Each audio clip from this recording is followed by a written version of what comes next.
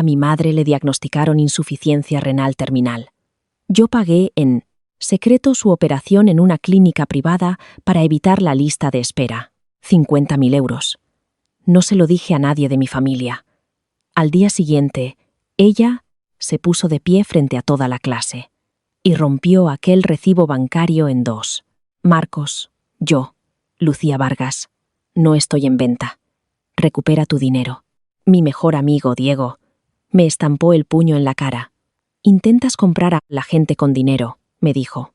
Fui un ciego por llamarte hermano alguna vez.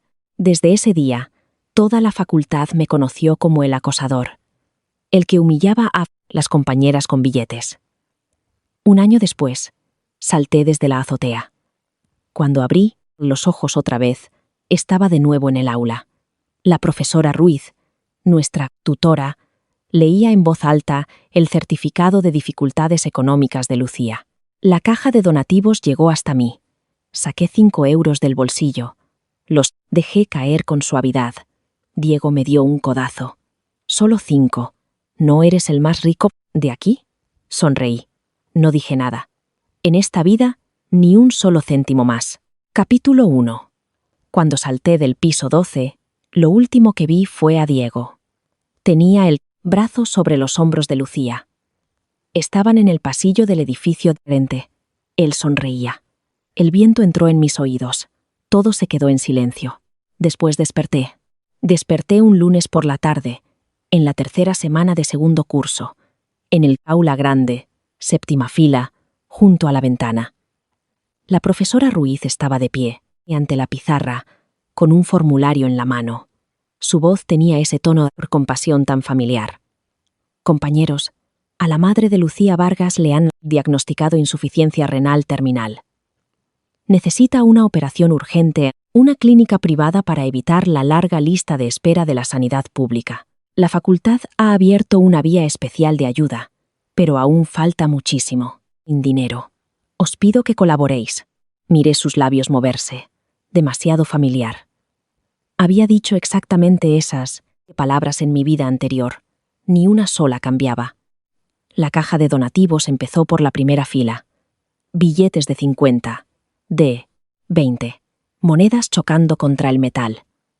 Cuando llegó a la quinta fila, oí la voz de Diego detrás de mí.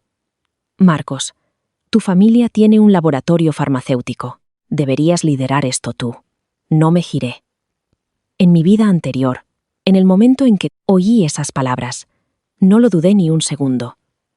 Me levanté y fui directo al banco. 50.000 euros. Un tercio de todos los ahorros líquidos que tenía mi familia, reservados para una inversión. Ni siquiera dejé mi nombre. Y entonces, Lucía rastreó la transferencia hasta mí.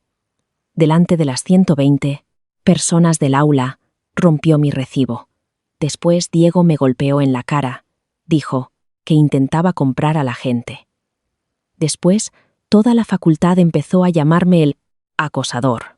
Después, la empresa de mi padre perdió su cadena de suministro y casi quiebra. Después, salté de la azotea. La caja llegó a mis manos. Metal, un poco fría. Metí la mano derecha en el bolsillo. Dentro había un billete de 100, 3 de 20, 1 de 10, 2 monedas de 1 euro.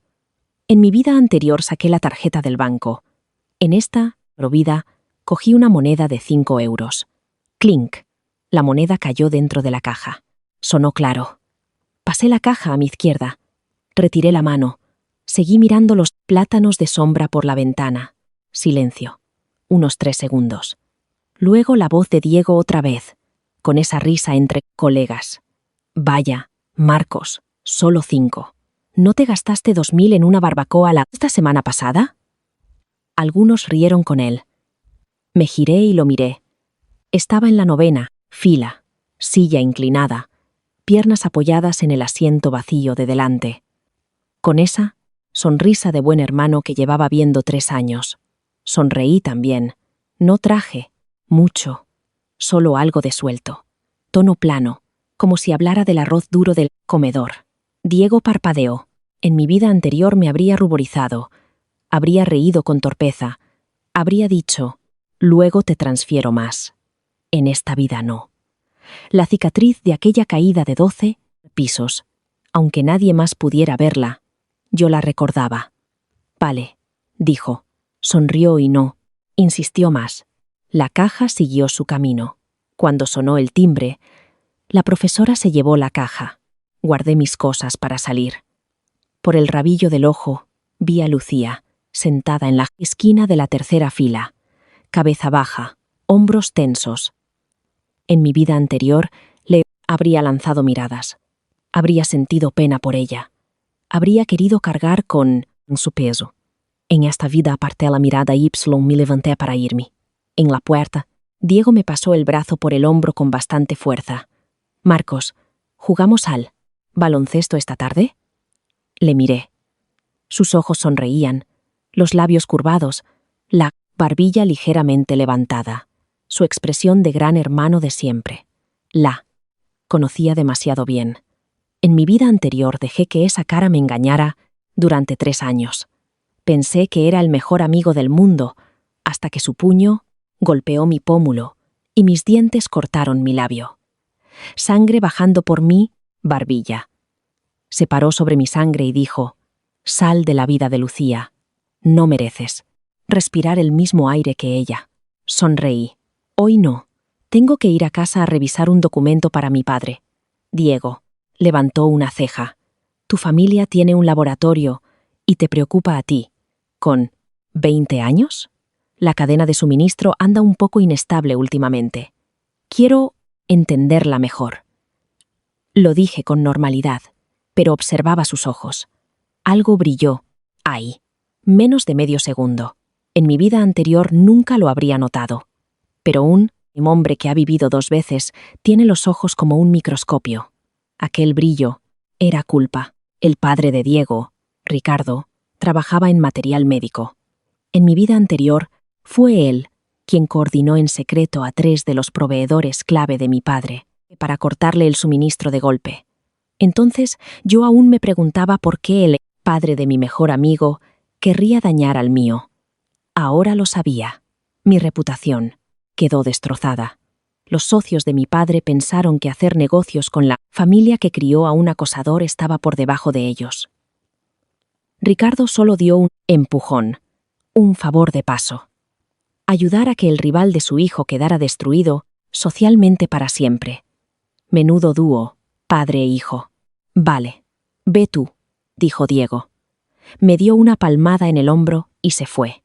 Me quedé en el pasillo mirando su espalda. En mi vida anterior, en ese mismo instante, yo estaba en el mostrador del banco rellenando una transferencia.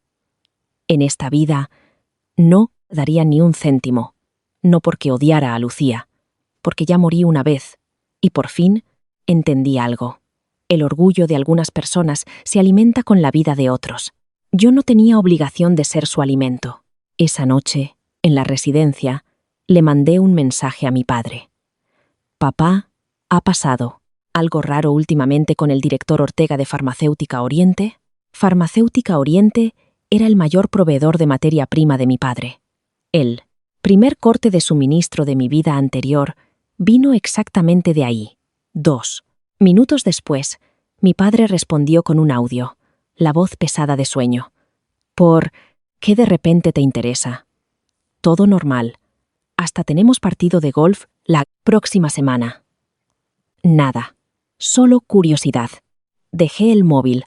Me tumbé mirando el somier de arriba. La cama de al lado era de Diego. Aún no había vuelto. Probablemente en la cancha o en la biblioteca.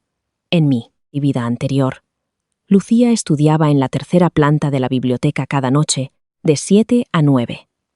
Nunca supe que a Diego le gustaba Lucía. Pensé que solo me defendía, que le plantaba cara al cobarde que no se atrevía a declararse. Defenderme.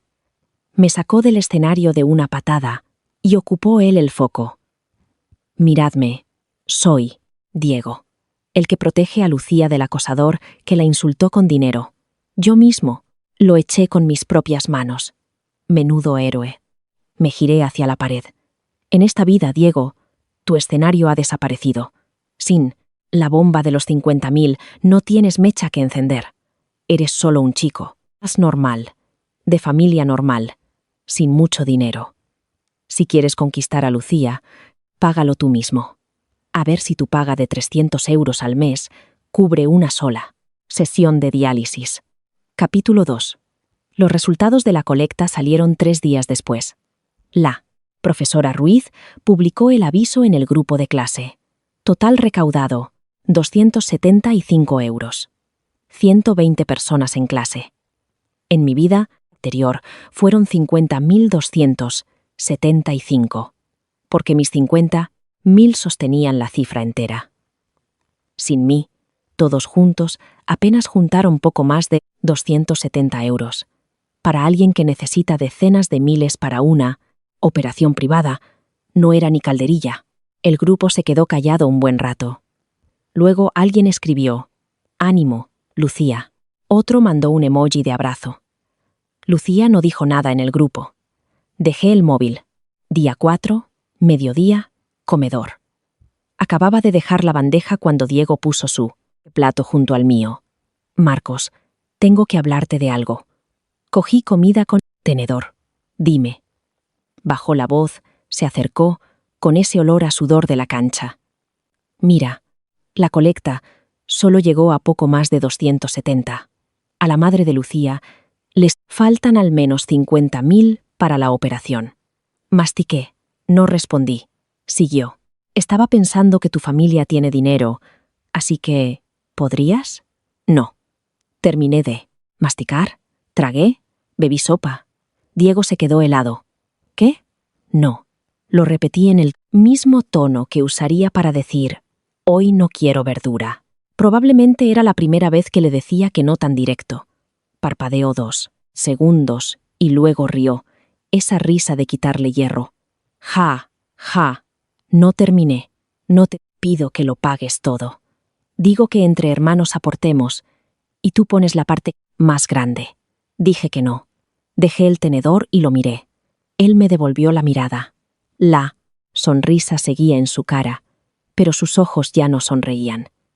«Marcos, venga». Se lamió los labios. «La madre de Lucía se está muriendo literalmente. Tú. ¿Qué tiene eso que ver conmigo?» Cuando esas palabras salieron de mi boca, mi voz no fue fuerte, casi suave. Pero Diego se echó atrás como si le hubiera abofeteado. Retrocedió. Medio paso, su expresión pasó de sorpresa a algo complicado. Reconocí esa mirada. Nunca la vi en mi vida anterior, porque entonces nunca tuvo que ponerla conmigo. Yo corrí a entregar el dinero solo. Esa mirada decía: «¿Por qué no? ¿Sigues el guión?» Cogí el tenedor y seguí comiendo. «Si quieres ayudarla, págalo tú. Te dan 300 euros al mes de manutención. Aparta 200, y son 2.400 al año». Diego apretó la boca. Sabía que no lo haría. Una cena de barbacoa le costaba 50 euros. Unas zapatillas, 120. Su bondad solo se extendía a gastar el dinero de otros. «¿Qué te pasa últimamente?» Me miró un momento. Su tono cambió al registro de hermano preocupado. «¿Estrés? ¿Mal en los parciales? ¿Algo con tu familia?» «Estoy bien». Terminé el último bocado. Cogí la bandeja y me levanté. «Me voy. Clase por la tarde».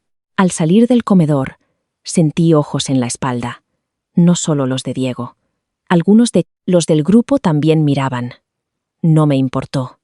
En mi vida anterior me importaba con toda mi vida lo que pensaran los demás. Después de morir, una vez entendí que esas miradas no valían nada. La clase de la tarde era teoría. Me senté en mi sitio de siempre. Abrí el libro, fingí leer. En realidad pensaba en lo que vendría después. Ya había empezado a vigilar la cadena de suministro. El director Ortega, de Farmacéutica Oriente, era la pieza clave. En mi vida anterior fue el primero en cambiar de bando. 8 años de relación con mi padre, y rompió sin pensarlo 2 veces. Necesitaba saber por qué. En mi vida anterior nunca llegué al fondo de eso, porque para entonces El mundo entero me había abandonado y ni siquiera podía cuidar de mí mismo. Esta vida era distinto. Tenía un año entero de ventaja. Ricardo hizo su jugada al final del segundo semestre de segundo curso, después de que mi reputación quedara destruida. Ahora mismo era solo la tercera semana del primer semestre de segundo curso. Tenía 7 meses. A mitad de la clase, el móvil vibró. El grupo de clase. La profesora Ruiz había escrito una mención a todos. Lucía sigue recaudando fondos activamente. Quien quiera seguir ayudando, que la contacte. También animamos a compartir por canales legítimos. 5 minutos después, alguien respondió en el grupo: queremos ayudar, pero de verdad no tenemos dinero. Compartido, vamos. Otra ola de emojis y ánimos vacíos. En mi vida anterior, yo también publicaba ese tipo de cosas. Antes de transferir los 50.000 en secreto, pensaba que no bastaba con eso. Pensaba que solo compartir un enlace no era una acción real. Tenía que hacer algo tangible. Así que lo di todo. Y luego ella me destrozó en público. La ironía. En esta vida ni me molesto en darle a compartir. Las 9:30 de la noche, en la residencia. Diego estaba en su cama, jugando, auriculares puestos, ignorándome. Desde el mediodía llevaba con esa actitud pasivo-agresiva, sin llegar a estallar del todo. Al fin y al cabo, aún me necesitaba. A su amigo rico. Mientras yo tuviera valor para él, no se volvería contra mí. En mi vida anterior, se volvió porque encontró un escenario a mejor. Golpearme delante de Lucía le ganó su favor. En esta vida no le daría esa oportunidad. Sin donación anónima, sin identidad de donante expuesta. Sin ese incidente, no tenía excusa para moverse contra mí. Solo le quedaba seguir, haciendo de buen hermano. Tragárselo. Quería verlo tragárselo. El móvil vibró otra vez. No era el grupo. Un mensaje privado de Lucía. Miré esas palabras en la pantalla un buen rato. Marcos. Nunca me había escrito primero en mi vida anterior, porque entonces no le hacía falta. Alguien había pagado a secreto 50.000 por ella. En esta vida no había 50.000, así que empezaba a buscar gente. No lo abrí. Dejé el móvil boca abajo y cerré los ojos. No era frialdad, era que ya le entregué mi corazón una vez. Ella lo pisoteó, hasta hacerlo polvo. En esta vida no lo ofrecería una segunda. A la mañana siguiente el mensaje seguía ahí. Lo abrí. Marcos, siento molestarte. A mi madre aún le falta mucho dinero para la operación. Abrí una recogida de fondos. ¿Podrías compartirla en tus redes? Gracias. Palabras educadas. Nada, fuera de lugar. Cualquier persona normal la compartiría. Respondí, claro. Luego, entré en el enlace. No lo compartí. Y salí. 2 palabras no me costaron nada. No, compartirlo tampoco, porque sabía lo que venía. En mi vida anterior, la recogida de Lucía apenas superó unos pocos miles en la primera semana. Su caso no salió del campus. La madre de una estudiante normal no es un niño enfermo ni veterano de guerra, sin valor de noticia. Luego pediría prestado. Su tutora la ayudaría a solicitar ayuda por dificultades, quizá unos miles más. Sumando lo anterior, quedaría muy lejos de lo necesario. La operación de su madre costaba como mínimo 50.000. Faltaría más de la mitad. En mi vida anterior, yo cubrí ese hueco solo. En esta vida, nadie lo haría. Me guardé el móvil en el bolsillo, cogí la mochila y fui a clase. Al cruzar el vestíbulo del edificio, vi a Lucía junto al tablón de anuncios, con una pila de códigos QR impresos de su recogida. Llevaba una sudadera descolorida, el pelo recogido, la cara pálida y gris, ojeras profundas. Esperaba a que hubiera más gente antes de repartir los folletos. Pasé justo a su lado. Ella levantó la vista hacia mí. No me detuve, ni cambié el paso. Su mirada me siguió unos 2 segundos y luego calló. No me llamó, probablemente porque ayer le dije que sí, pero nunca compartí. Debió de pensar que no era de fiar. Bien, en mi vida anterior también pensó que no era de fiar, solo que entonces la razón fue: me insultaste con dinero. En esta vida ni siquiera compartes un enlace. No, importaba. Apreté el paso. Durante la semana siguiente, el caso de Lucía se fue enfriando en clase. Así funciona la atención universitaria. Con pasión la primera semana, se apaga la segunda, y para la tercera ya no es problema de nadie. Pero Diego no dejó que se apagara porque estaba jugando a largo plazo, viernes por la noche, en la residencia. Diego volvió del baloncesto, empapado en sudor, se sentó en el borde de la cama secándose el cuello, y de pronto habló: Marcos, siento que algo no va bien contigo últimamente. Yo miraba el organigrama de la empresa de mi padre, información de acceso público. Antes no eras así, dijo. Antes eras amable con todos, siempre decías que sí. Últimamente te has vuelto frío. No levanté la vista. Se quedó callado unos segundos. Vale, preguntó el psicólogo. No te enfades. Lo de Lucía. ¿De verdad no quieres ayudar? Entonces levanté la vista. Encontré sus ojos. Su expresión era muy seria, casi, con un aire de me preocupo por ti. Conocía demasiado bien esa expresión. En mi vida anterior me tragué 3 años de esa falsa sinceridad. Ya doné 5 euros, dije. El músculo de su cara tembló. Sutil, pero lo capté. La cara de alguien a quien acaban de cortarle el paso. Tío, 5 euros. Ni vergüenza te da decirlo. Rió, seco. ¿Cuánto donaste tú? Le devolví la pregunta. Se detuvo. Yo, 30.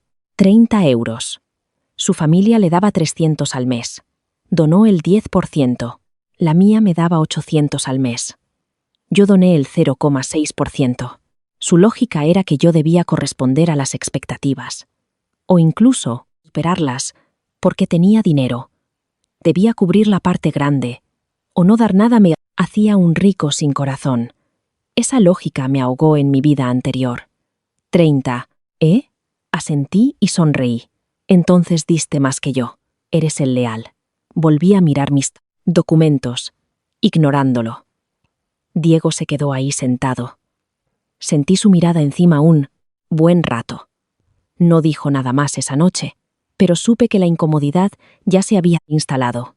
Su guión era: me empuja con suavidad a donar, yo doy una gran suma, Lucía agradece a quien la ayudó, él hace de mensajero y se lleva el mérito.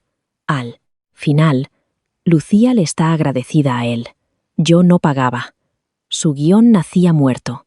Solo podía rumiar. Y un hombre que rumia comete errores. Puedo esperar. Capítulo 3. Semana 3. La recogida de Lucía llevaba días estancada en unos miles de euros. El crecimiento se detuvo. Nadie en el grupo lo mencionaba ya. Un miércoles sin clase por la tarde, fui a la biblioteca a buscar información, mapeando las relaciones de la cadena de suministro médico. La empresa de mi padre se especializaba en genéricos, y sus materias primas dependían de 3 proveedores: Oriente, Río Alto y Montesol. En mi vida anterior, los 3 cortaron el suministro a la vez. Al final del segundo semestre de segundo curso, mi padre quedó completamente desprevenido. Las líneas de producción pararon 2 meses. Los incumplimientos de contrato lo desangraron. La empresa nunca se recuperó del todo. Entonces todos lo achacaron a competencia normal del sector. Mi padre también lo creyó, pero tras morir, repasé toda la línea temporal. El momento en que los 3 proveedores cortaron coincidía perfectamente con el momento en que mi reputación ardió. Demasiado limpio. No era coincidencia. Ricardo conocía a medio sector de material médico. Tenía buena relación con los 3 jefes de esos proveedores. Solo necesitaba 3 llamadas. El hijo de Serrano. ¿Os habéis enterado? Intentó comprar a una compañera con 50.000 euros en la universidad. Menudo escándalo. ¿De verdad queréis hacer negocios con una familia así? ¿Y si algún día los investigan? 3 frases bastaban. Los empresarios temen el riesgo por encima de todo. Y Ricardo endulzaba el trato. Ofrecía mejores condiciones, desviando los pedidos de mi padre a sus propios canales. 2 pájaros de un tiro. Despejaba el camino para el rival amoroso de su hijo y se quedaba con la cadena de suministro de la competencia en un solo movimiento. En esta vida no le di munición. No doné esos 50.000. No tengo fama de acosar compañeras con dinero. No tiene bala. Pero eso no basta. Sin bala, no, significa que no encuentre otra arma. Tenía que ser yo quien se adelantara. En la biblioteca encontré informes públicos de empresas. El informe anual de Farmacéutica Oriente mostraba una deuda pendiente enorme por vencer pronto y su flujo de caja apretado. Si alguien le ofrecía al director Ortega un trato mejor, ahora mismo podría cambiar de barco. Hice fotos, las guardé en las notas del móvil. De camino a la residencia, llamé a mi padre. Papá, el director Ortega, de Oriente. ¿Cuándo vence vuestro contrato? Silencio 2 segundos. ¿Por qué de repente quieres saber eso? Hice un análisis de cadena de suministro para un trabajo de empresariales. Usé nuestra compañía como caso. Descubrí que el contrato con Oriente vence en marzo del año que viene. Para entonces su flujo de caja podría estar bajo presión. Blanco fácil para robarlo. Mi padre se rió. Chico, tú vales para los negocios. Papá, ¿has pensado en renovar antes de tiempo? Dale al director Ortega un pequeño extra. Átalo bien. Déjame pensarlo. Alguien ha estado rondando a Oriente últimamente. Se me aceleró el corazón. ¿Quién? No estoy seguro. Ortega lo mencionó de pasada tomando algo. Dijo que alguien se le había acercado. No le di importancia entonces. No le di importancia. Tampoco se la diste en mi vida anterior, hasta que rompieron el contrato y te lo tiraron a la cara. Papá, organiza una cena con Ortega en los próximos días. La renovación anticipada no puede esperar. Vale. Lo entiendo. Lo organizo en 2 días. Colgué. Respiré hondo. 7 meses es demasiado tiempo. Algunas cosas ya estaban en marcha. Ricardo ya se movía. No, porque Diego le hubiera pedido que fuera a por mí ahora mismo. Diego ni siquiera había hecho su jugada contra mí todavía. No, esto era solo su expansión natural de negocio. En mi vida anterior, mi reputación destrozada fue solo una excusa conveniente para seguir la corriente. En esta vida, aunque mantuviera mi imagen limpia, él seguiría royendo en silencio los cimientos de mi padre. La diferencia es que en mi vida anterior, mi padre fue pillado por sorpresa. En esta vida ya sé. ¿Qué ladrillo está sacando? De vuelta en la residencia, Diego no estaba. Una chaqueta sin doblar en su cama, con la entrada de un cine asomando del bolsillo. 2 entradas. Dijo que iba a jugar al baloncesto esta tarde. Las entradas eran para una sesión de tarde. 2 entradas. Las miré y aparté la vista. No hacía falta adivinar para quién era la otra. Interesante. Está moviendo ficha ya. No contra mí, contra Lucía. En mi vida anterior, en este mismo punto, todavía me usaba a mí para acercarse a ella. En esta vida, ese camino está cerrado. Así que cambió de táctica. Va directo al objetivo. ¿Y su siguiente paso? Si no puede usar mi dinero para comprar su favor, ¿cómo piensa marcar puntos delante de Lucía? La respuesta de mi vida anterior fue pintarme como el villano y luego hacer de héroe. En esta vida no le entregué el guión del villano, así que tiene que ser el héroe por su cuenta. ¿Cómo? Él no tiene ese tipo de dinero. Se me ocurrió algo. Si Diego no puede reunir una gran suma para ayudar a Lucía, pero aún así quiere hacer de héroe delante de ella, irá a pedírselo a su padre. Luego lo donará a su nombre. Si Ricardo se lo da, significa que su hijo le debe un favor. Y Ricardo es de esos empresarios que nunca hace un trato en pérdidas. Su ayuda siempre viene con condiciones. ¿Qué? ¿Condiciones? No estoy seguro. Pero en mi vida anterior, el momento en que Ricardo se movió contra mi familia coincidió exactamente con el momento en que Diego conquistó a Lucía. Puede que hubiera un intercambio entre ambos hechos, como si Ricardo aceptara ayudar a su hijo a hacer de gran héroe delante de Lucía, con la condición de que Diego le pasara información interna sobre la empresa de mi familia. Al fin y al cabo, Diego es mi compañero de cuarto, mi buen hermano, en la posición perfecta. En mi vida anterior, yo era un libro abierto. Le contaba todo. Informes trimestrales. ¿Con quién cenaba mi padre? Renovaciones de contratos con proveedores. Todo, mencionado como si nada en conversación. Le puse el cuchillo en la mano al hombre que me apuñaló. Al pensar eso, apreté el puño. Los nudillos se pusieron blancos. Nunca más, desde hoy, ni una palabra sobre la empresa de mi familia sale de mi boca. A las 11 de la noche volvió Diego. Había una emoción sutil en su cara. Después, de ducharse, se sentó en su cama mirando el móvil, las comisuras de su boca curvadas hacia arriba. Fingí estar dormido. Envió un audio a alguien.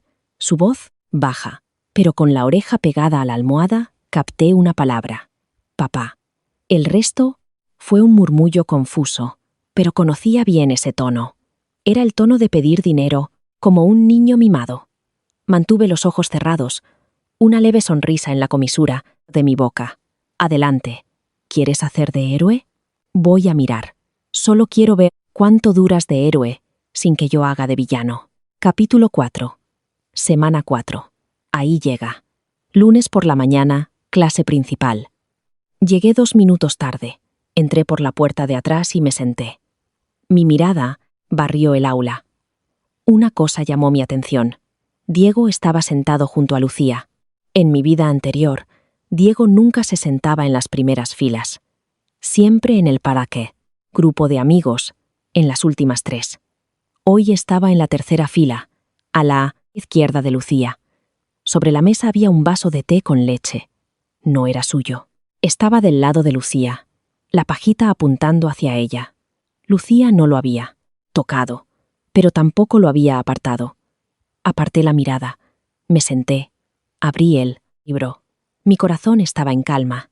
Incluso había algo de placer, como ver un espectáculo. En mi vida anterior me arrastraste a costa de mi cadáver. En esta vida vas a tener que conquistarla con tus propias habilidades.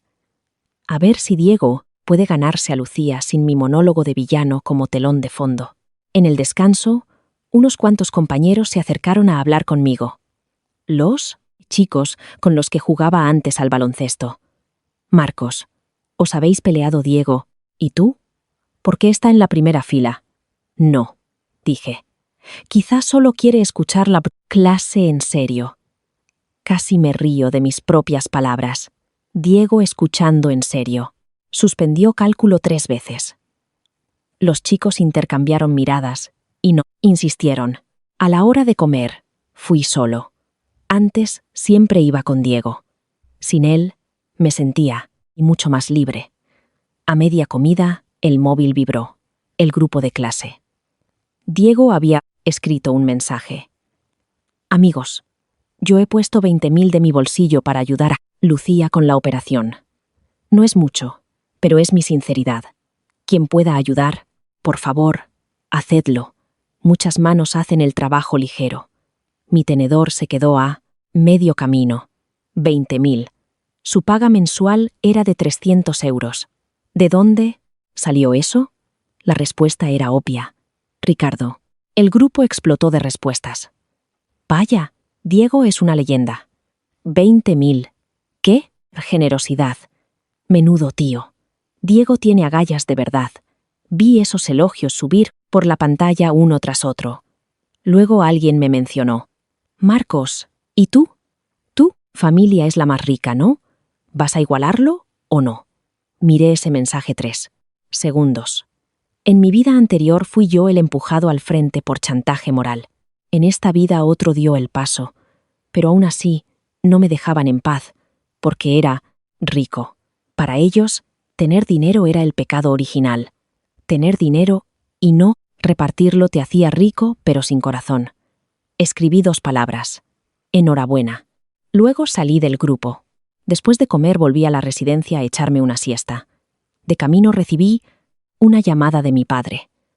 Chico, ya está cerrado con el director Ortega. Renovamos 3 años antes. Le di un 2% extra de descuento. Está encantado. Solté un largo suspiro. Bien. ¿Y Río Alto y Montesol? La reunión con Río Alto es el mes que viene. Montesol está sólida. Antonio y yo llevamos 20. ¿Qué años de amistad? 20 años de amistad. En mi vida anterior, ese amigo de 20 años cambió de bando más rápido que pasar una página tras una sola. Llamada de Ricardo. Papá, renueva también con Montesol pronto. No esperes al año que viene. Hijo, ¿por qué eres tan paranoico? Vale, lo organizo. Al colgar, sentí que se me quitaba medio peso de encima. Oriente estaba asegurado. Montesol estaba a punto de estarlo también. Río Alto era la pieza más difícil. Su jefe tenía la relación más estrecha con Ricardo. Pero al menos el tiempo estaba de mi lado. Por la tarde, mientras leía en la residencia, se abrió la puerta. Entró Diego. Llevaba esa sonrisa de estar en la cima. Probablemente había venido a por algo. Al verme, se detuvo. Luego sonrió. Marcos, ¿viste el grupo? Sí, 20.000. Vació todo lo que había ahorrado en 2 años. Habló mientras se cambiaba de zapatos, tono ligero, con un aire de esperando tu elogio. Ahorros, dinero, caliente que le dio su padre. Y lo llamaba ahorros propios. Bien, pasé una página. ¿Qué dijo Lucía? Su sonrisa se amplió, los ojos brillantes. Dijo, gracias. Dijo que me lo devolvería en cuanto pudiera. Exactamente lo que me dijo, a mí, en mi vida anterior. Salvo que entonces, justo después de decir esas palabras, se dio la vuelta y me trató como al que la insultó con dinero. En esta vida, ¿cómo trataría a Diego? Tenía curiosidad, pero honestamente. Diego se sentó en el borde de su cama mirándome. Su tono cambió. Marcos, creo que tienes un problema últimamente. ¿Qué problema? Tu actitud hacia Lucía. Todo. El grupo te mencionó y solo dijiste enhorabuena. Los amigos te están observando. Cerré el libro y lo miré. Así que, al menos muestra alguna postura. Tu familia tiene medios. ¿Te callas? Y la gente va a pensar. Lo que la gente piense es asunto suyo. Su ceño se frunció. Marcos, has cambiado. Fue la primera vez que dijo mi nombre completo. No Marcos de siempre, sino mi nombre y apellido. En mi vida anterior me llamó así solo después de aquel puñetazo. En esta vida llegó pronto. Me puse de pie y me acerqué. Él era 2 centímetros más bajo, pero más fornido por el baloncesto. Lo miré a los ojos, hablando despacio y con cuidado. Diego, mi dinero lo gasto como quiero. Dono a quien quiero. Y si no quiero, no dono. Eso no es algo que tengas que enseñarme. Sus pupilas se contrajeron. Sus labios se movieron, a punto de decir algo. No le di la oportunidad. Diste 20.000. Bien, te respeto por eso, pero no me midas con tu vara. No le debo nada a nadie. Terminé de hablar. Cogí el vaso de agua de la mesa y salí. Detrás de mí, un silencio largo. Fui hasta el final del pasillo. Me apoyé en la ventana y bebí un sorbo de agua. Mis manos no temblaban. Mi pulso estaba estable. En mi vida anterior, si alguien me hubiera presionado así, habría entrado en pánico. Me habría sentido culpable. Habría pensado, quizá de verdad hice algo mal. Pero alguien que ya murió una vez no carga con ese peso extra. Sabía exactamente qué estaba haciendo. Estaba arrancando, eslabón a eslabón, las cadenas morales que me había puesto al cuello. Esa tarde, sutiles cambios recorrieron el grupo de clase. Alguien dijo, ¿no está? ¿Marcos siendo un poco frío? La madre de ese chico prácticamente se está muriendo. Otro respondió: es su dinero, su decisión. ¿Por qué te importa tanto? Otra voz se sumó: entonces, tener dinero te hace mejor que los demás. Y estar sin y blanca te da derecho a gastar el dinero de otro. Se convirtió en una discusión completa. No participé. Apaguei o móvil, me tumbé, me dormí. Que discutan. En mi vida anterior, la opinión pública me mató. En esta vida, la opinión pública no puede matar a alguien que ya murió una vez. Al día siguiente, las cosas escalaron. La profesora Ruiz me llamó a su despacho. El despacho estaba caldeado, la calefacción zumbando, el aire un poco cargado. Se sentó frente a mí, girando un bolígrafo entre los dedos. Expresión de: disculpa. Marcos, quiero dejarlo claro. No estoy aquí para presionarte a donar. Pero algunos compañeros dicen que has estado bastante frío con la situación de Lucía. ¿Hay algún conflicto entre vosotros? ¿Algunos compañeros? ¿Cuáles? No, hacía falta adivinar. No hay conflicto, dije. Apenas he cruzado palabra con Lucía. Ella dudó, eligiendo las palabras con cuidado. ¿Va todo bien en casa? Sí. Tu familia lo está pasando mal últimamente. Señora Ruiz, la interrumpí, tono tranquilo y firme. ¿Puedo hacerle una pregunta? Parpadeó, sorprendida. Adelante. Las donaciones son voluntarias, ¿no? Claro que sí. Entonces yo doné 5 euros, voluntariamente. ¿No es suficiente? Abrió la boca, no salió nada. Seguí. Mi familia está mejor que la mayoría de mis compañeros. Es verdad, pero eso no significa que esté obligado a pagar la operación de otra persona. Si tener dinero significa que debo donar mucho. Eso ya no es voluntario.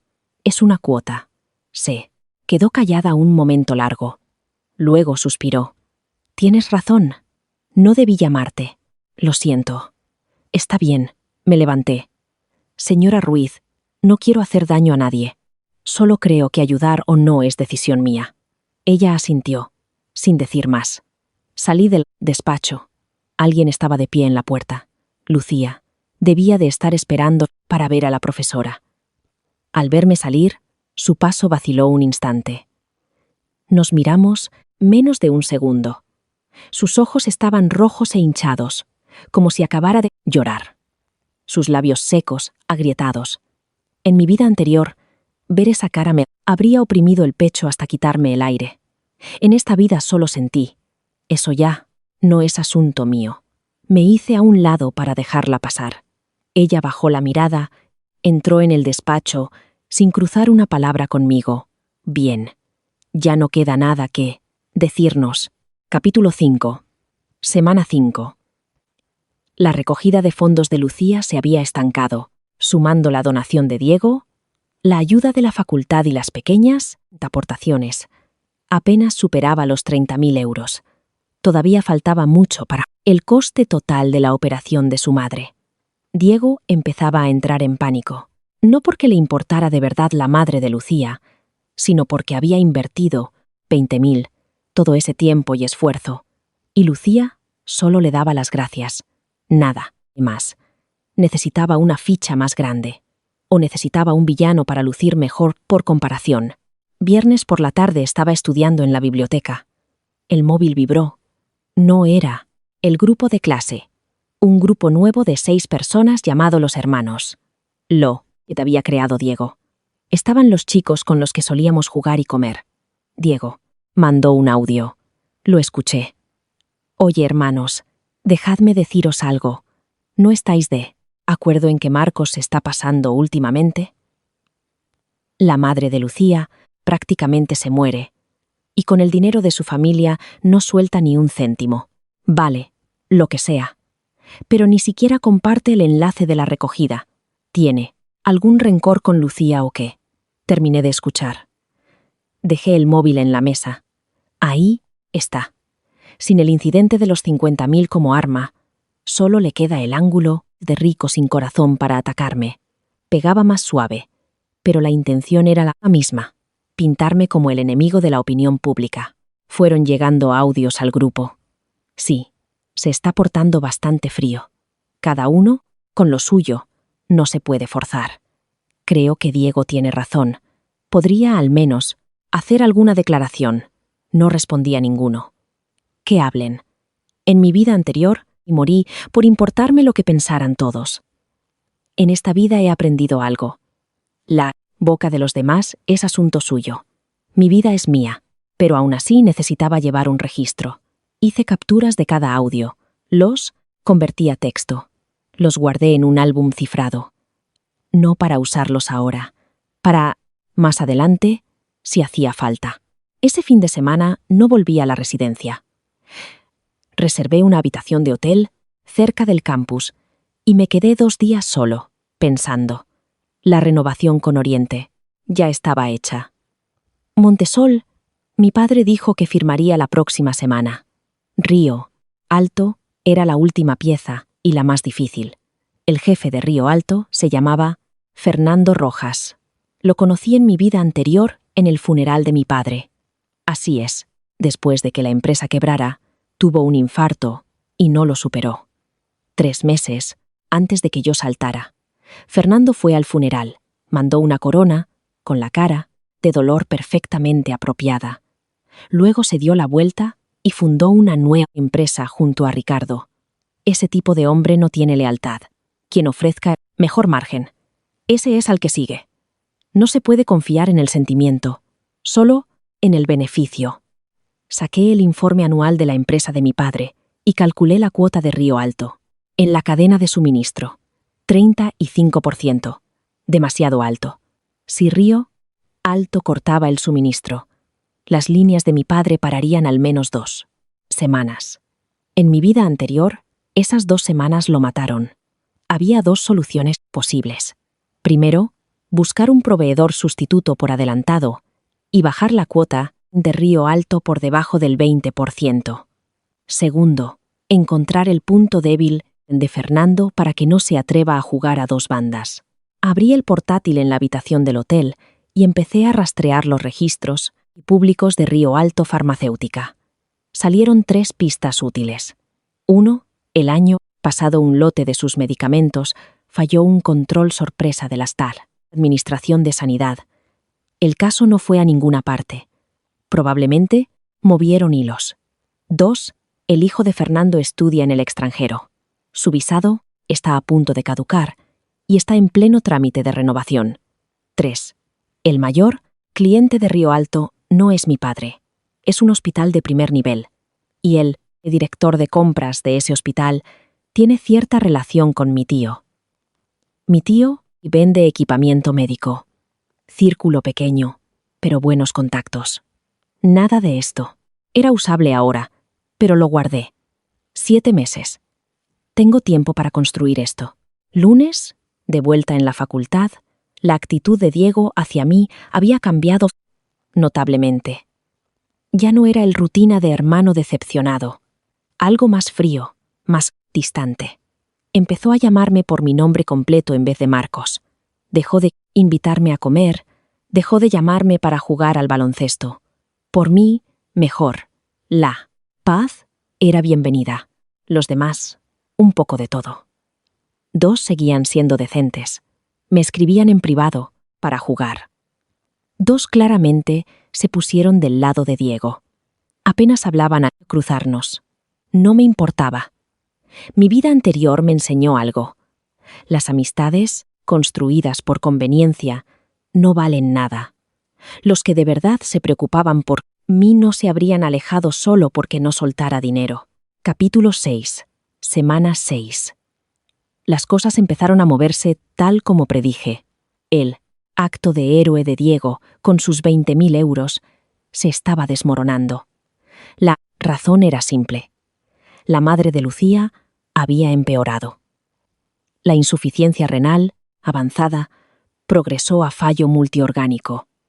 El médico dijo que si no operaba pronto, le quedaban 2 meses como máximo. 2 meses. Y aún les faltaba una cantidad enorme de dinero. Lucía empezó a faltar constantemente, corriendo al hospital, a servicios sociales, a fundaciones benéficas. Intentaba de todo, pero el dinero que faltaba para una familia normal es un muro. Diego entró en pánico. Publicó varias veces en el grupo. Todos, colaboremos otra vez. Pero la respuesta fue tibia. Los compañeros ya habían donado una vez. La recogida también se había estancado. Su inversión de 20.000 se agotaba rápido, porque la atención de Lucía ya no estaba en él. Su mente estaba entera en su madre. Diego había puesto 20.000, y todo lo que consiguió fue «gracias» y una silueta alejándose. No lo podía aceptar. Miércoles por la noche. Publicó otra vez en el grupo de los hermanos. No en audio esta vez, en texto. Chicos, os lo digo claro. Esos 20.000 los pedí prestados a mi padre. Ahora también estoy sin Blanca, pero la madre de Lucía de verdad se está muriendo. Tengo una idea. Solicitemos como clase una gran ayuda por dificultades a la facultad. El problema es que necesitamos la firma de la tutora. ¿Alguien tiene confianza con ella? ¿Podéis meter una palabra? Leí el mensaje. Dejé el móvil. Está recurriendo a recursos públicos ahora. En mi vida anterior, nunca necesitó ese paso, porque mis 50.000 lo respaldaban. En esta vida, sin esa red de seguridad, tenía que recurrir más arriba. Pero las grandes ayudas de la facultad tenían cupo limitado. Solo unas pocas al año. El caso de Lucía calificaba sin duda. Pero el proceso completo tardaba al menos un mes.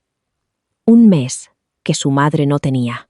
Calculé el desfase de tiempo y no sentí nada. No era frialdad.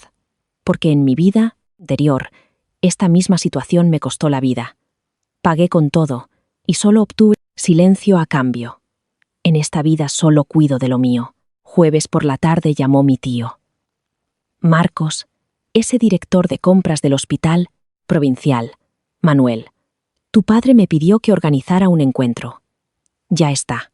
El miércoles que viene, por la noche, en ese restaurante del este de la ciudad. Tú, padre dijo, que tú también vienes. ¿Sí? Allí estaré. Bien. Ah, tu padre mencionó que últimamente te tomas en serio lo de la empresa. Solo estoy aprendiendo, intentando entender mejor las cosas. Bien, bien. Los jóvenes deberían tener esa mentalidad. Vale, nos vemos el miércoles. Colgué. Manuel, el director de compras del hospital provincial. La figura clave en el mayor cliente de Río Alto. Sí, conseguía una línea con Manuel. Sabría cuál era la reputación real de Río Alto en ese hospital. Y quizá, con el momento adecuado, podría usar a Manuel para presionar a Fernando. Tu director de compras del mayor cliente tiene relación con la familia Serrano. ¿Seguro que quieres quemar ese puente? ¿Cómo se llama eso? Ganar sin disparar un tiro.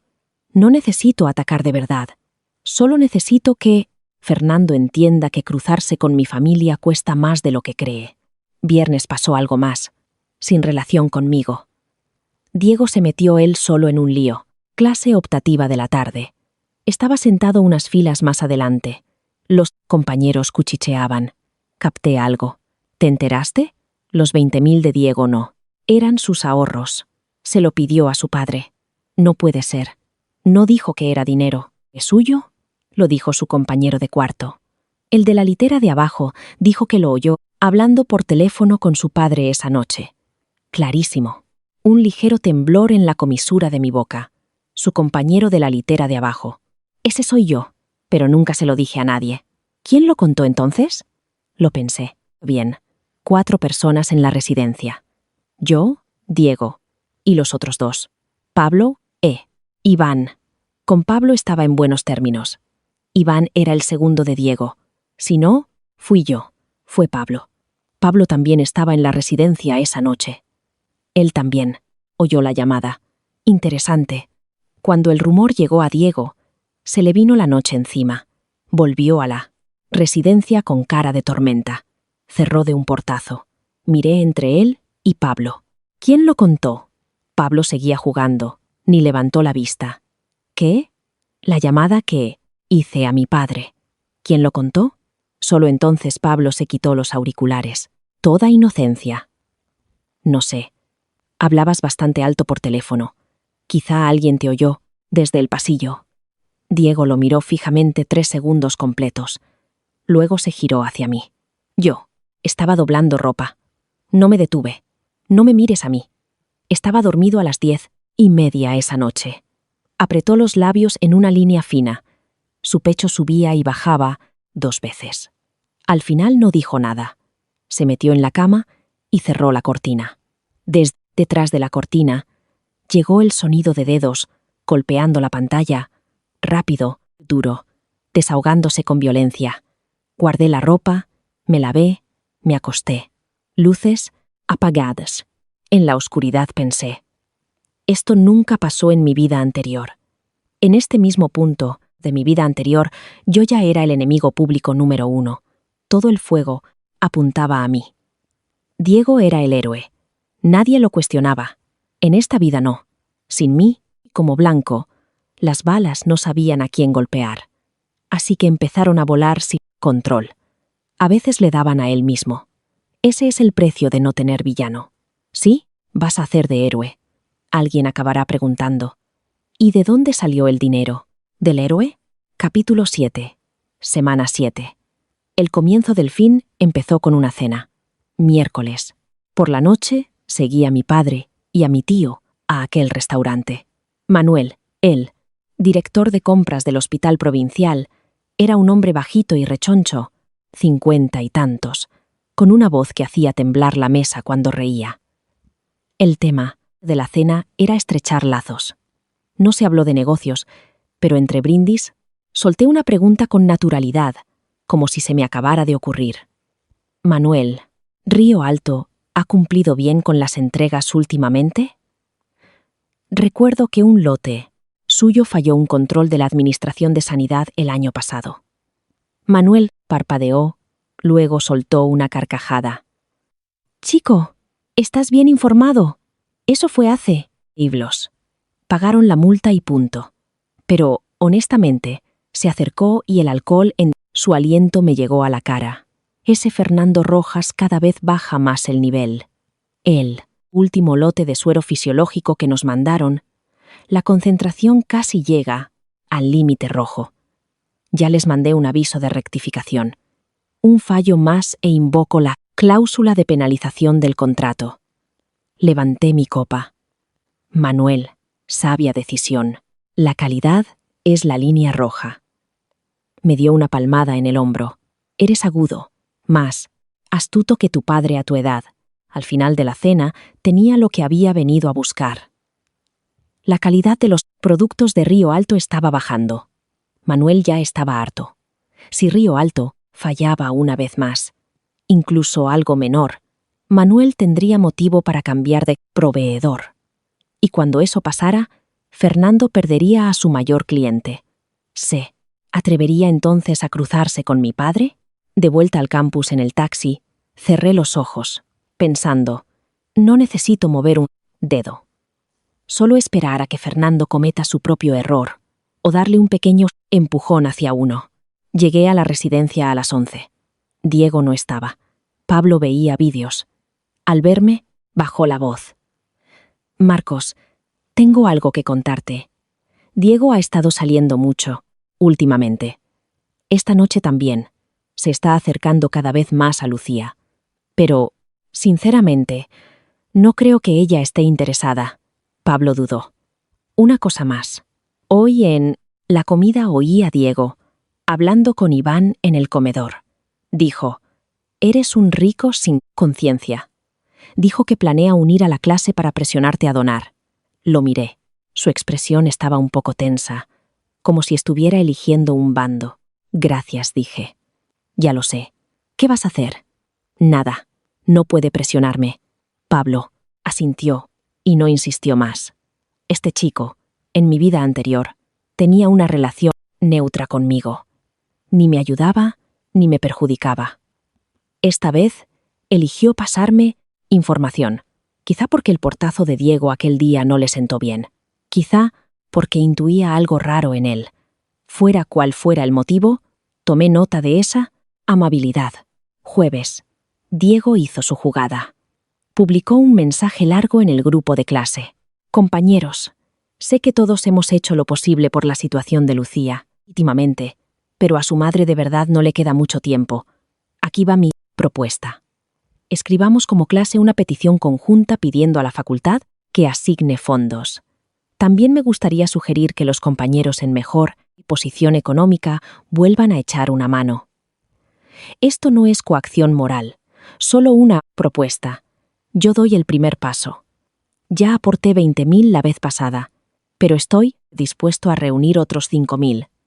Espero que quienes puedan también den un paso al frente. El mensaje estaba impecablemente redactado.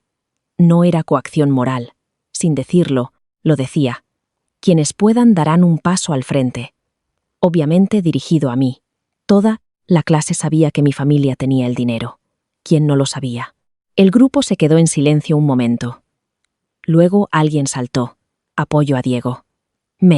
Apunto a la petición. Sí, la facultad debería encargarse. Luego, menciona a mí. Marcos, ¿qué opinas? Ahí vamos otra vez. En mi vida anterior, en momentos así, sentía ansiedad, culpa. Pensaba, quizá de verdad debería hacer algo. Así que lo hice. Y luego morí. En esta vida escribí despacio, cada palabra deliberada. Ya, dejé clara mi postura. Doné 5 euros. Fue mi elección. No me uno a la petición. Si algún compañero cree que soy un rico sin conciencia, que venga a hablar conmigo cara a cara. Lo diré una vez, y es la última. Las donaciones son voluntarias y no respondo a coacciones. No volveré a responder a menciones así. Enviado. El grupo se quedó en silencio unos 10 segundos. Luego explotó. No puede ser. Lo dijo de verdad. Eso es demasiado directo. La verdad. No se equivoca. Las donaciones son voluntarias. No se equivoca, pero es frío como el hielo. Imagina si fueras Lucía. ¿Cuánto donaste tú? Fácil hablar cuando no eres tú quien paga. Se convirtió en una discusión. Pero esta vez no fue una ola unánime de condena. Algunos estaban de mi lado. En mi vida anterior nadie estuvo de mi lado. Porque entonces primero doné 50.000 en secreto y luego me expusieron.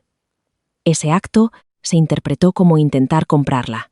Esta vez había sido claro desde el principio. No quiero donar. Mi postura era inequívoca, mi lógica, sólida. Algunos se molestaron, pero no tenían ángulo de ataque. ¿Se puede llamar equivocado a alguien por elegir voluntariamente no donar? Legalmente, no. Moralmente, es opinable. Pero al menos, no era siniestro. Diego respondió en el grupo. Vale. Respeto tu decisión. Podía imaginarlo. Apretada que tenía la mandíbula al escribir eso. Su plan había fallado otra vez. Quería ponerme en juicio público delante de toda la clase. Usar la opinión pública para forzarme la mano.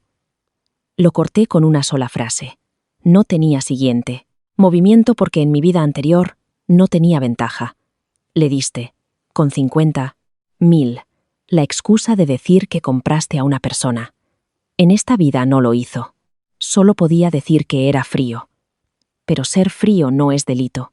Esa tarde, paseando cerca de la residencia, el móvil vibró. Un mensaje de un número desconocido. Marcos, ¿sabes algo? ¿Por qué te negaste a ayudar a Lucía? ¿Desde el principio? Revisé el prefijo. Operadora local, sin firma, pero la forma de referirse a Lucía delataba quién era. En mi clase, solo 2 personas. La llamaban por ese apodo cariñoso. Diego y su compañera de cuarto, Carla. No era el número de Diego, así que era Carla. Carla, la mejor amiga de Lucía en mi vida anterior. Fue la primera en llamarme acosador en público, a la cara, haciendo de amiga protectora delante de Lucía. En esta vida había venido a mí. ¿Sabes algo? Esa pregunta era interesante. Significaba que Lucía, o alguien cercano a ella, empezaba a sentir que algo no encajaba. ¿Por qué el más rico de la clase actuaba como un forastero? Frente a todo esto empezaban a preguntarse, ¿tiene algún rencor con ella? Borré el mensaje. No respondí. Que se lo pregunte. Capítulo 8. Semana 9. La madre de Lucía murió. La noticia la anunció la profesora Ruiz en el grupo. Fue breve. Compañeros, la madre de Lucía falleció a las 3 de la madrugada por fallo multiorgánico. Por favor, dadle espacio y cariño a Lucía. Si lo necesita, el equipo de orientación psicológica está disponible en cualquier momento. El chat se llenó de mensajes. Mis condolencias. Descanse en paz. Un abrazo para Lucía. Yo escribí 2 palabras también. Mis condolencias. Luego dejé el móvil. Fuera. Aún no amanecía. Me senté en la cama mirando el techo. En mi vida anterior este también fue el resultado.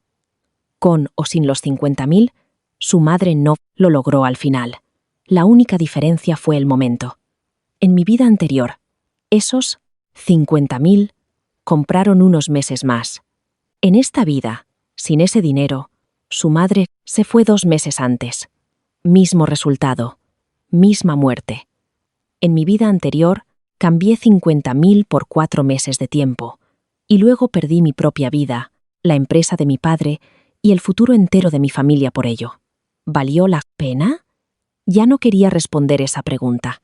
Lucía cogió 2 semanas de baja para volver a casa y organizar el funeral. La clase quedó en silencio un tiempo. El fervor por recaudar dinero se apagó del todo, porque ya era demasiado tarde. El dinero no se reunió a tiempo y la persona ya no estaba. Todo ese esfuerzo se convirtió en flores blancas en un funeral. Los 20.000 de Diego terminaron siendo una línea en la factura de una funeraria. Y el propio Diego, durante esas 2 semanas sin Lucía, se puso cada vez más inquieto. Su inversión se había ido por el desagüe. La madre de Lucía había muerto. Y el peso de ese duelo iba mucho más allá de cualquier cosa que él pudiera sentir. No tenía derecho a acompañarla en la pérdida de su madre. No estaban juntos. Ni siquiera eran especialmente cercanos. Solo era un compañero de clase que había donado 20.000. Eso era todo. Lo observé esas 2 semanas. Sus partidos de baloncesto se volvieron cada vez más agresivos. Sus conversaciones más ásperas. Y por las noches, a menudo se revolvía sin poder dormir. Estaba procesando un hecho. Su estrategia había fracasado. Sin la sombra de un villano Marcos, su halo de héroe no servía de nada. Lucía no necesitaba un héroe. Lucía necesitaba dinero. Mucho dinero real, tangible, para salvar una vida. Diego no podía darlo. Nadie podía. Semana 10. Lucía volvió. Había adelgazado. Los pómulos marcados. Los ojos hundidos. La piel sin color. Llevaba una chaqueta negra. El pelo suelto, ya no recogido en coleta. El primer día de vuelta a clase no habló con nadie. Se sentó en la esquina de la tercera fila, como una sombra. Nadie se atrevía a acercarse primero. Ese tipo de dolor silencioso era como un muro que dejaba a todos fuera. Diego tampoco se sentó junto a ella. Quizá por fin entendió que amontonarse en un momento así no era calidez, era intrusión. Toda una semana, Lucía siguió en ese estado. En clase, fuera de clase, en el comedor, en la residencia. Mecánica. Sin interacción con nadie. Hasta el martes, por la tarde de la semana 11, la profesora Ruiz publicó un mensaje en el grupo. Aviso. Los resultados de la solicitud de gran ayuda por dificultades ya están. Lucía ha recibido el cupo de este año, con una ayuda de 3.000 euros. Aunque su madre ha fallecido, este dinero puede usarse para futuros gastos. Familiares. Pasad por el despacho a recogerlo cuando podáis. 3.000. Había llegado demasiado tarde. Si esos 3.000 hubieran llegado 2 meses antes, sumados a todo lo demás, habrían llegado a bastante más. Aún no suficiente. Pero si mis 50.000 también hubieran estado ahí, habría sido más que suficiente. Pero no hubo sí. Apagué el móvil y fui a clase. Después de las clases de la tarde, salí del edificio. En el vestíbulo de la planta baja vi a Lucía. Estaba junto al tablón de anuncios el mismo sitio de hace 6 semanas. Pero esta vez no sostenía folletos. Solo estaba ahí de pie. El cartel amarillento de la iniciativa de donación seguía clavado en la pared. Estaba de espaldas a mí, sus hombros estrechos, la columna curvada. Pasé por detrás de ella. No se giró, pero oí un sonido tan suave que casi era inaudible. «Lo siento, mamá». 3 palabras. Un aliento apretado desde el fondo de su garganta. Mis pasos vacilaron un instante. Luego seguí caminando hacia la puerta. Fuera llovía. No tenía paraguas. Las gotas me golpeaban la cara.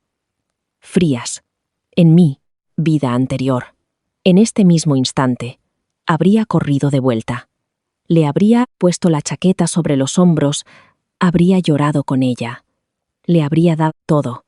En esta vida caminé bajo la lluvia sin mirar atrás. No es que no sienta el dolor, es que pagué esa lección con mi vida. Sentir pena por alguien que reduce tu bondad a polvo cuesta la vida. No puedo pagar ese precio 2 veces. Capítulo 9. Final del primer semestre. Semana 14. Pasaron 3 cosas a la vez. Primero, se firmó la renovación con Montesol.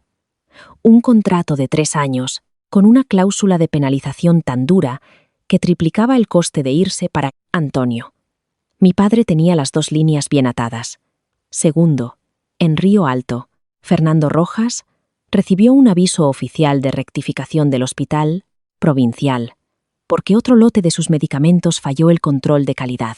Manuel le dijo a mi padre por teléfono: «Un fallo más y cambio de proveedor». Fernando entró en pánico. Empezó a llamar a mi padre proactivamente para arreglar las cosas. 10 veces más ansioso que antes. Tercero, y lo más importante, la máscara de Diego se hizo pedazos. No fue cosa mía. Fue él solo. Empezó con algo muy pequeño. Los 3.000 de ayuda de Lucía requerían que ella misma firmara y los recogiera en el departamento de finanzas, siguiendo el procedimiento. Llevaba 2 semanas de baja y no estaba en el campus. Cuando volvió, su tutora le avisó de que fuera a recogerlo, pero al llegar, le dijeron que los fondos requerían su propia tarjeta bancaria. La tarjeta que había presentado antes estaba bloqueada, porque un préstamo médico vinculado a esa tarjeta se había pedido mientras su madre estaba hospitalizada. Necesitaba cambiar de tarjeta. El cambio tardaría unos días, y en esos días, Diego hizo algo. Fue a ver al asistente de la tutora que gestionaba la ayuda, un estudiante de posgrado. Dijo: «¿Pueden pasar los 3.000 de Lucía a mi tarjeta primero? Yo se los llevo. Su tarjeta está bloqueada, así será más rápido». El chico no lo dudó 2 veces. Diego era el modelo de compasión de la clase, y todos sabían de su donación de 20.000. Aceptó. El dinero llegó a la cuenta de Diego. No se lo transfirió a Lucía enseguida.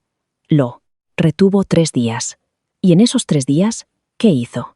Le envió un mensaje. «Aquí tienes. Te he conseguido algo de dinero. Si tienes tiempo estos días, te lo doy».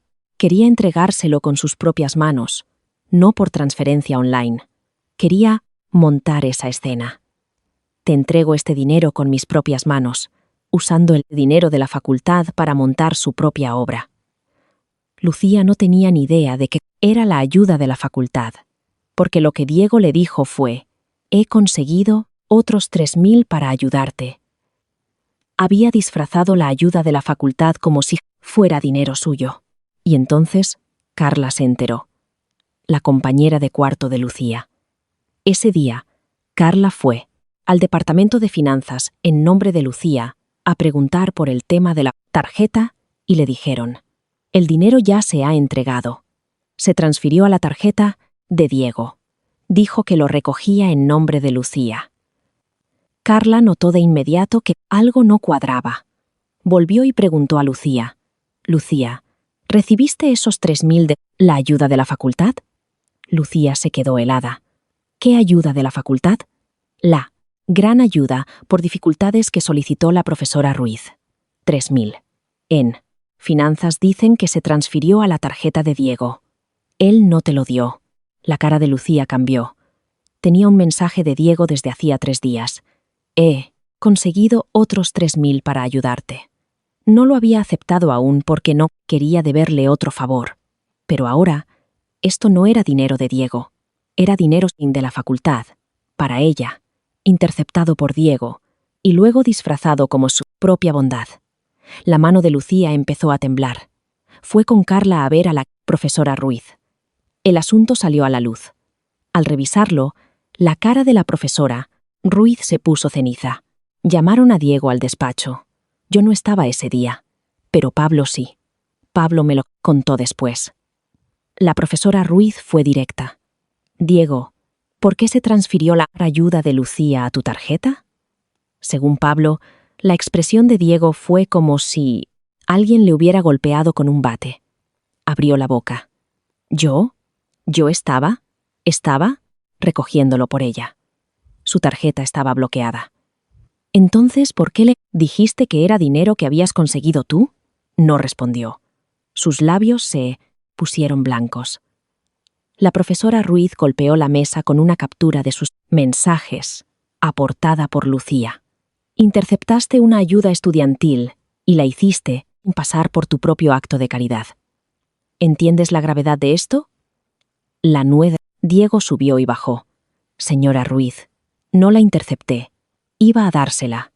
Solo quería entregársela en persona. Entregársela en persona y decirle que era dinero que habías conseguido tú. La voz de la profesora se volvió fría. Diego, ¿qué tipo de comportamiento es este? Estás consumiendo el sufrimiento de otra persona para pulir tu propia imagen. El último rastro de color desapareció de su cara. Pablo dijo que vio temblar las manos de Diego, pero no era miedo. Era esa sensación de que te arrancan la ropa, te dejan desnudo en público. Vergüenza y furia. Cometí un error, dijo, la voz muy baja, pero nunca tuve intención de quedarme el dinero. De verdad quería ayudar a Lucía. Ayudarla. Esos 20.000 que donaste antes eran dinero que le suplicaste a tu padre. ¿Qué tienes tú de propio? ¿Con qué derecho juegas a Salvador aquí? En el momento en que la profesora Ruiz terminó de hablar, ya había gente reunida aquí que en la puerta. Las noticias vuelan rápido. El grupo de la universidad ya está explotando. Cuando Diego salió del despacho, había al menos una docena de personas en el pasillo. Caminó con la cabeza baja. Ni una palabra. Esa noche, no. Volvió a la residencia. Tampoco al día siguiente. Al tercer día vino a recoger sus cosas. Cambió de habitación. Nunca me dijo nada.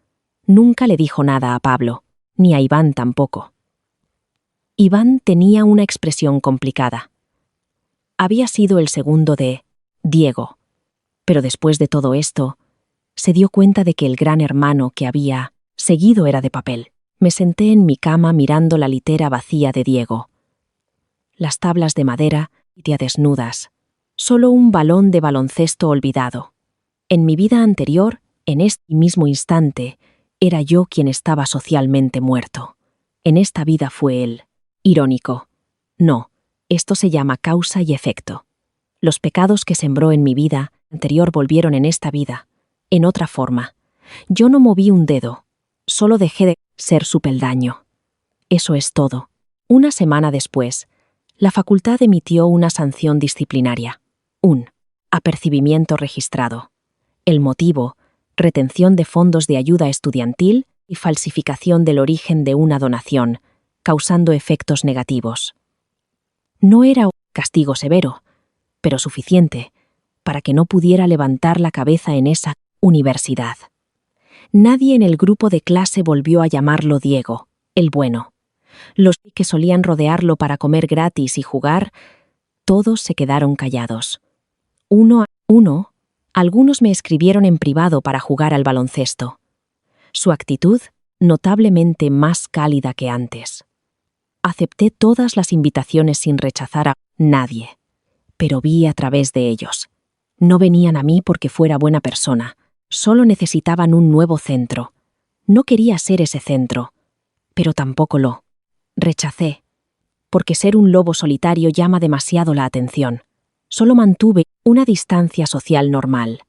Ni muy cerca, ni muy lejos. Ni cálido, ni frío. Capítulo 10. Final de segundo curso, segundo semestre. Junio. Estaba sentado junto a la ventana en la biblioteca, repasando para exámenes. El sol se colaba entre las hojas de los plátanos, salpicando la mesa en fragmentos. El móvil vibró. Un mensaje de mi padre. Hijo, te informo. Río Alto renovó el contrato. 5 años. Fernando incluso ofreció bajar el precio 2 puntos por su cuenta. Tu estrategia funcionó. Respondí con un pulgar arriba.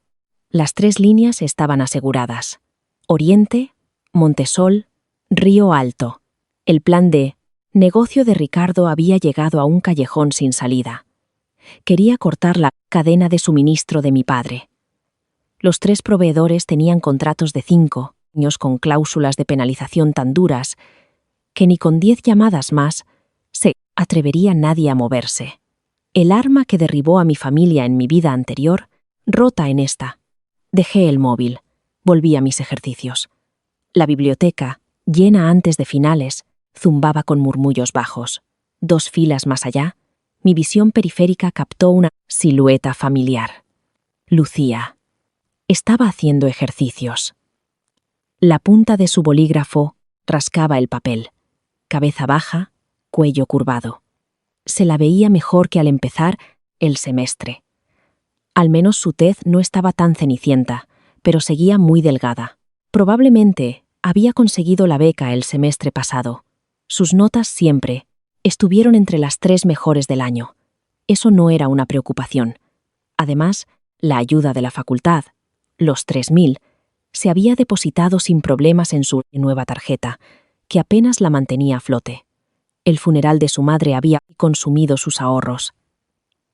La presión de pagar el préstamo después debía ser aplastante.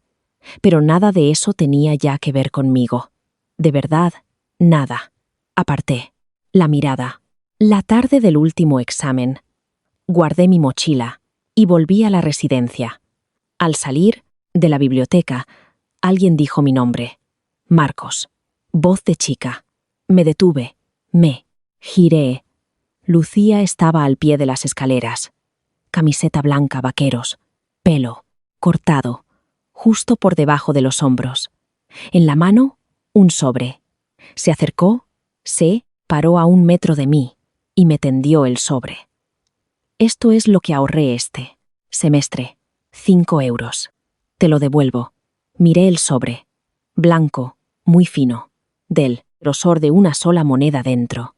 5 euros. La cantidad exacta que eché en aquella caja de donativos. No hace falta que lo devuelvas, dije. Sí hace falta. Su voz, suave pero firme. Tú donaste, así que lo recuerdo. Ahora lo devuelvo. La miré a los ojos. Ni gratitud ahí, ni resentimiento tampoco. Solo algo muy calmado, como una deuda por fin saldada. Alargué la mano y cogí el sobre. En el instante en que mis dedos tocaron el sobre, ella retiró la mano rápido. Sin quedarse, sin pausa extra. Gracias. Después de esas 2 palabras, se dio la vuelta y se fue. Su paso, uniforme, ni rápido, ni lento. No miró atrás. Me quedé ahí, con el sobre ligero como una pluma en la mano. 5 euros. En mi vida anterior le di 50.000. Ella los rompió. En esta vida le di 5 euros. Ella los devolvió. Interesante. Este era probablemente el intercambio más normal que había tenido nunca con Lucía. Tú das algo. Yo devuelvo algo. Ni 1 céntimo más. Ni 1 céntimo menos. Limpio y claro. Me guardé el sobre en el bolsillo y me alejé. Vacaciones de verano. No me quedé en el campus. Volví a casa. La empresa de mi padre funcionaba sin problemas. La cadena de suministro, sólida como una roca. Hice 2 semanas de prácticas administrativas con él. Oficialmente, práctica de verano. Pero en realidad, solo vigilaba los informes financieros, por si algo anómalo. Nada, todo estable. Sobre Ricardo, según mi padre, no había habido mucho contacto últimamente. ¿Qué preguntas de repente por Ricardo?, dijo mi padre. Cigarrillo en la boca. Diego estaba en mi residencia. Se cambió de cuarto. ¿Se cambió? ¿Se pelearon? Sus propios asuntos. Nada que ver conmigo. Mi padre gruñó. No insistió más.